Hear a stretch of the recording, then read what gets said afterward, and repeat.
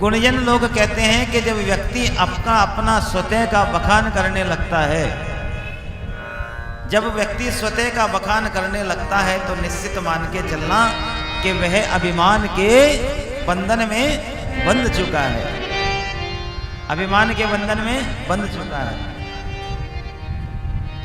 बड़े से बड़ा कार्य हो, छोटे से छोटा कार्य हो, किसी भी कार्य को करते समय सहजता का होना अनिवार्य है। किसी भी कार्य को करते समय सहजता का होना। आप चाहे कितना भी बड़ा कार्य करो, लेकिन अगर आप बिल्कुल सहज नहीं हैं, समान नहीं हैं,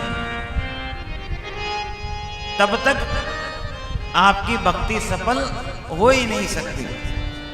और जैसे ही हमारे मुखमंडल पर प्रसन्नता आई, क्योंकि हम अपने भीतर जब अपने मन को ऐसा करेंगे ना कि हमने अच्छा कर दिया, अच्छा कर दिया, तो जैसे ऐसे मन में विचार आएगा तत्काल अभिमान प्रकट हो जाएगा।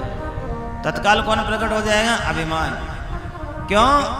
क्योंकि ये संसार कभी भी अच्छे काम का श्रेय परमात्मा को देना नहीं चाहता। अगर बढ़िया काम करेंगे ना तो भगवान को श्रेय नहीं देंगे कि भगवान ने बढ़िया किया।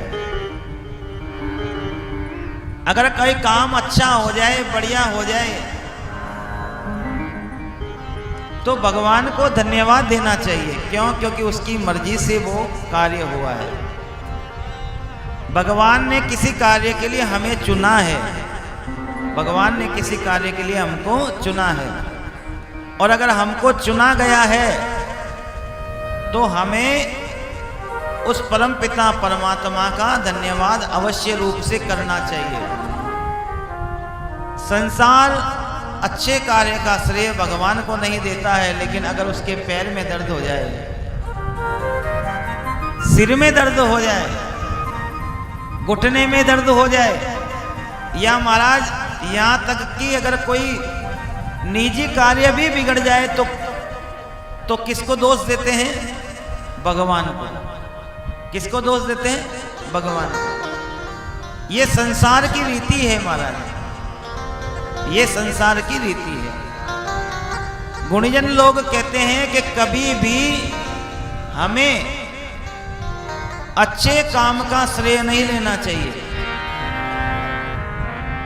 कोई भी काम अगर बढ़िया हो जाए तो ऐसा मानो कि भगवान ने बहुत अच्छा किया, भगवान ने बहुत अच्छा किया। क्योंकि भगवान को अभिमान तनिक भी नहीं भाता, तनिक भी भगवान को अभिमान भाता ही नहीं। प्रभु कहते हैं कि अगर मैंने तेरा कोई कार्य किया है तो उसके लिए तू मुझे धन्यवाद दे। ये बिल्कुल 100% सत्य है कि हम कुछ कर ही नहीं सकते। कर्ता, कारक और कारण, ये तीनों परमपिता परमात्मा ही हैं। वही करते हैं, जो करना होता है वही करते हैं। उनके द्वारा ही संसार की सारी व्यवस्थाएं बनाई जाती है। अब परमपिता परमात्मा कब कौन सा कार्य करने के लिए किसको चुन ले, कब किसको चुन ले, ये कोई नहीं जानता, ये कोई नहीं जानता। इसलिए हमेशा याद रखना, हमेशा याद रखना, कभी भी अपने ऊपर किसी कार्य का श्रेय नहीं लेना, कभी श्रेय मत लेना। कहते हैं कि जब हम माताएं जब भोजन बनाती है और उसे चख चख कर बनाती है तो निश्चित वो भोजन इतना मधुर नहीं बनता। और जबकि कई बार माताएं बिना चखे ही अंदाज से ही भोजन बना देती है, बोले बनेगा जैसा बन जाएगा, तो वो भोजन अत्यधिक स्वादिष्ट बनता है, वो भोजन अत्यधिक स्वादिष्ट बनता है।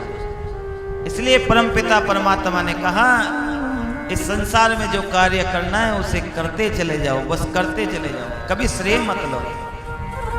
क्योंकि अगर श्रेय ले लिया गया तो फिर मामला बनेगा नहीं।